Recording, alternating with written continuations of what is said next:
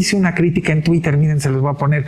De pronto vi a este candidato de Argentina, Milei se llama, que dice en la televisión que él no se lleva con sus padres, prácticamente casi da a entender que los odia, que tiene 5 o 7 años que no habla con ellos, y dijo algo más fuerte en la televisión, muy fuerte que voy a decir en esta entrevista, que se la pasaba la vida haciendo tríos.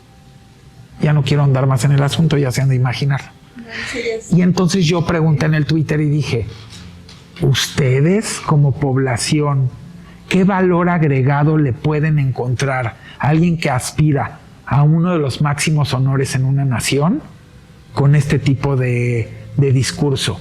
¿Qué valor agregado les va a poder dar a sus familias, a su país? ¿Qué seguridad cuando no tienen ni estabilidad emocional como persona, cuando no hay estabilidad familiar como individuo y cuando no hay ni siquiera ningún interés de presentar un proyecto de nación, sino decir una bola de barrabasadas solamente para ver si llamamos la atención? Entonces yo lo que creo que tenemos que entender, y es un mensaje que a mí me gusta mandar todos los días de la vida, es: nosotros somos responsables de a quién escogemos como las personas que deben de liderar el futuro y el presente de nosotros y de nuestras familias. Y si nosotros, por alguien hacerse el chistoso en una red social o hacer un tipo de comentario de esta índole se nos hace para ir a votar, nosotros somos los irresponsables como sociedad. O sea, la sociedad tiene que entender que es el reflejo de que finalmente a quien escoge como líder. Entonces, eso a mí me dio hoy la reflexión, y sí la puse en el Twitter y me empezaron a poner, tienes razón, va a ser la época más oscura de Argentina si llega a suceder. Yo todavía tengo esperanzas porque viene la segunda vuelta y todo puede cambiar. Y creo que eso sería un retroceso. Sí, pero que no le pase lo que le pasó a Brasil con Bolsonaro. O con Macri. Qué retroceso. O con Macri que los endeudó. O con Macri, para no ir tan lejos. Habían acabado con la deuda, llega Macri y otra vez. Pero eso es lo que digo. Los pueblos no pueden borrar la memoria. Cada vez que se enojan con la contraparte, cuando yo empiezo a hablar fuertemente de la parte de la violencia del sexenio Calderón, les digo, miren señores, finalmente el origen es la consecuencia, y si nosotros no nos vamos al origen de lo que sucedió, nunca vamos a poder entender ni qué lo detonó, ni por qué se detonó, ni cuáles fueron los factores, ni quiénes fueron los participantes, ni cuál fue la dinámica de la mafia y de la colusión y la corrupción. ¿Cómo lo quieres corregir si no te quieres ir para atrás? Si tú piensas que lo que se hace en un origen no tiene nada que ver con lo que estás viviendo, ¿cómo quieres corregir algo si no entiendes cómo se originó? O sea, el origen del caos da paso a que después puedas construir virtud. Fíjate qué bonita frase. Así es. Si no entendemos el origen del caos, es muy difícil darle paso a empezar a construir virtud. Entonces, creo que toda la humanidad, y esto lo digo globalmente, tenemos que ser más conscientes de a quienes queremos, y por eso es que vivo muy enamorado de ustedes y de muchos más jugadores en México y en el mundo que los veo con este enfoque social. Y por eso empezó la entrevista así, porque yo no veo la vida sin un enfoque social. O sea, la vida no existe, porque desde tu casa, desde cómo tratas a tus hijos, desde cómo eres con tu familia, con tus amigos, con tus compañeros de trabajo, con tus compatriotas, cómo te comportas en el tráfico, en el coche, en el transporte público, todo es un reflejo de... Entonces, si realmente queremos hacer... Finalmente el enfoque social es amor al prójimo. Claro, si queremos construir una mejor sociedad, tenemos que empezar por el amor. Por eso tampoco han comprendido muy bien y descontextualizan frases hermosas como el tema de abrazos y no balazos, y que lo polemizan y lo llevan hacia donde no va. En ningún lado se habla de que eso sea un pasaporte a la impunidad. Se habla de un pasaporte de reconstruir el tejido social.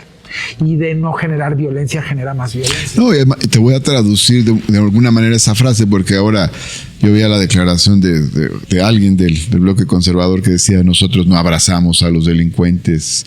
O sea, no trata de eso la frase, pero trata de esto.